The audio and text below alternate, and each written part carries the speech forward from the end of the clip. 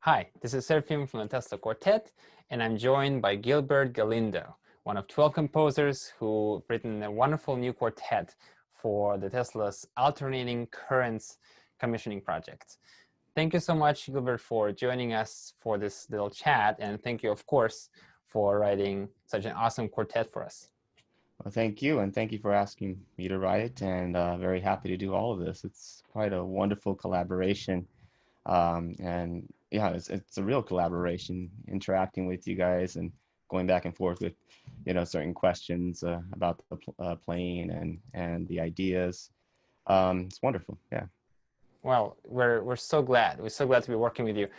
Would you be willing to talk a little bit about the influence that you had from Beethoven, since this was a variation on Beethoven's theme, and if there has been any other influences on you while writing this work? Yeah, so I mean, I just looked at the variation, listened to the quartet, all of it, and also the specific movement. And what stuck out to me was I forget, the sixth leap.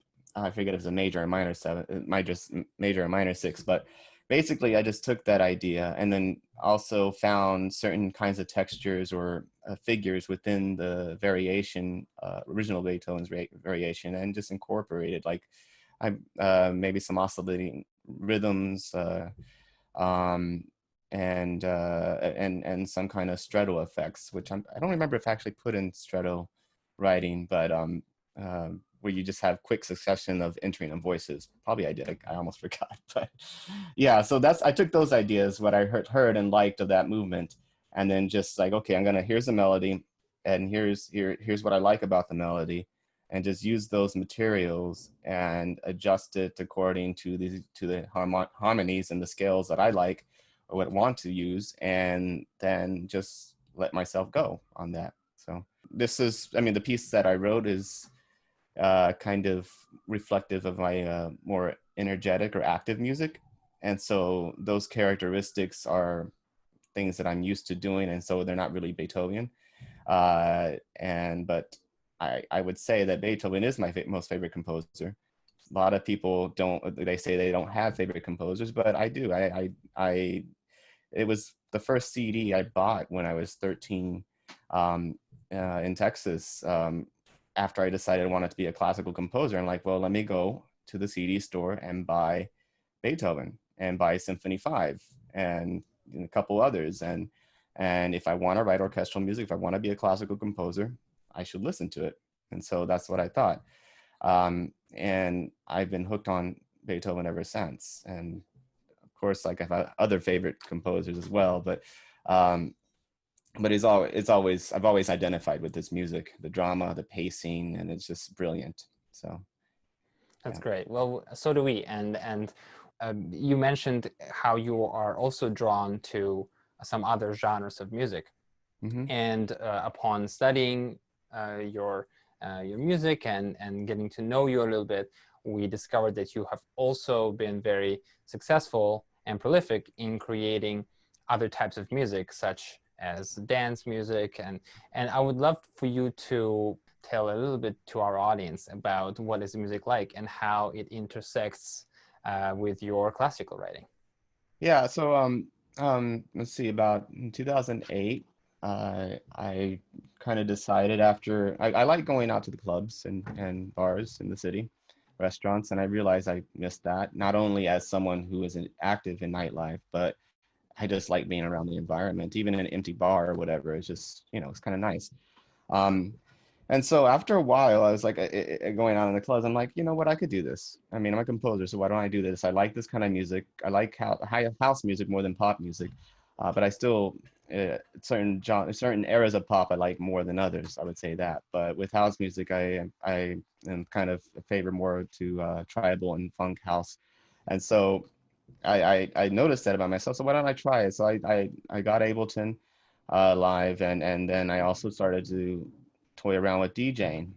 And I lost a job one time, and I half jokingly said after I left that job uh, that on the way out, actually, I was like, well, maybe I'll become a DJ. And I did. I did. That's it was great. it was a struggle. It was quite serendipitous actually, because then I was hanging out at a bar, one of my favorite bars, with one of my best friends, being depressed because I lost a job, and then he was like, "Well, why don't you go ask the drag queen if you'd be a DJ?" And so that I asked, and then it was like, oh, nothing's available. Then this promoter was in the room or at the same bar, and he was like, send me a mix, a mix or whatever, and maybe I'll book you for this one gig. He booked me for that one gig, and then a couple weeks later, the drag queen from that bar, Boots and Saddle, said that she just fired her DJ and that she's looking for a new one. Oh, And then I wow. got that. So it was pretty awesome. I mean, um, I've been DJing more than I've been doing music production. I do at times collaborate with up and coming vocalists and queer artists in the city, and I have done some remixes here and there. A friend of mine, James Anthony, who goes by Royce in the West Coast, and then did a remix for a queer artist, Jace Vegas here in the city.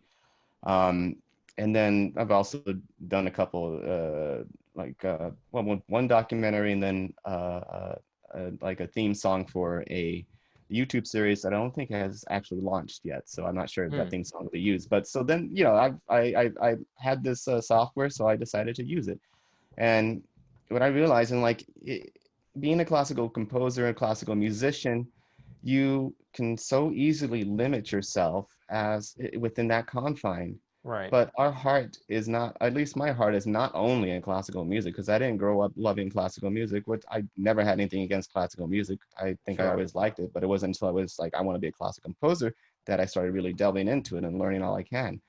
Um, we like other forms of music, and I Mhm. believe that we all should, as humans, be open to all forms of music from all times, from all cultures. We won't like everything, but it doesn't do us no service to only stay in one box, and it Sure. actually limits our talent.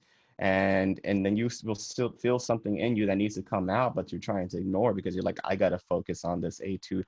I gotta focus on writing this or this. I am only a pop star. I'm only at this. I only want to do folk music and bars in Kentucky or whatever. I don't know. You know, we got to be more open to different kinds of music, and so that's what I enjoy about that. And so I found what my favorite was is house and dance and a little bit of pop and yeah. And so I'm like, I need to do that because my heart's telling me to do that. So Yeah, and I like this holistic approach and also multidisciplinary and multifaceted approach to art and music. And speaking of multifaceted, you, in addition to all these great things you're doing, you also are organizing new initiative called New York Sound Circuit, and it looks like it's a really interesting mix of integration of music and art today, where people seem to want something slightly more than just going to a concert and sitting in a concert hall, or just going to the gallery and looking at paintings, where there is this hunger for inclusion. How do you navigate that space as a presenter as well as composer and a musician? yeah, so it's actually been relaunched in February, but it was on about a 5-year hiatus. Originally Hmm. started in 2009 with a few other colleagues, and this time doing it with Ian Schaefer, who is an up-and-coming conductor, and then Ryan McGavin, a longtime friend. We got it together and put a show together in Astoria, and the musical focal point is contemporary music, contemporary Hmm. classical. Hmm. And the idea was that we, we should expose more people to the kind of music that we do. And how are we going to do that? Well, let's collaborate with other artists of Hmm. different types of art. We have dance, Hmm. poetry. We've done that. We've done video. Video is pretty more common than a lot of other things, and Sure. in terms of contemporary concerts, and either paintings and poetry readings, and so we would have an ongoing donations accepted bar before, during, and after. And before, during, and after, we would also have a DJ set. Or another Wow. idea was to bring a live, pop artist or aspiring pop artist as well. So if we get everybody together, all these artists bringing their own audience and their followers, you would have people mingling and sharing ideas and sharing Right. experiences and over drinks or whatever, and having fantastic performances in an open space. And so that's the idea of this, and it has happened, and it's wonderful. I mean, to integrate different arts, integrate different followers, so we can have a better experience of enjoying what artists and musicians provide. So, Yeah, and we hope that with the current situation with the global pandemic, hopefully eventually resolving itself and reopening, so yeah. we can get back to this type of events. So I wanted to ask you, speaking of a pandemic, Hmm. how has it affected you? Of course, some people found it very difficult. Some people found it very inspiring, and perhaps found time to delve into projects that they have been putting off. How did it affect you? Well, I, for the most part, work at home, and Hmm. I consider it fortunate to do that. Sure. I work as a part time as a music engraver, which is kind of the bulk of my income right now, Hmm. and also as a DJ, which then, of course, those gigs are gone for now, and Right. then I'm gonna have to fight to get them back, or however you want Yeah. to talk about it, hustle or Yeah. whatever, because that's just what it is. Nothing's ever guaranteed. I mean, I did discern actually in religious life for a little bit Hmm. with Franciscans here on the East Coast, and that whole formation sort of prepared me to handle a situation like this, because Franciscans are not like they're friars. They're not like monks. Monks stay in one place and have their ministries in the monastery, unless you have unless you're teaching in a university and you go teach at the university. But usually monks stay in one place. Franciscans go out and they do things and teach elsewhere, like administer elsewhere. But I was still within one building. So in a way, that kind of prepared me to deal with being home, and I prefer it actually right now.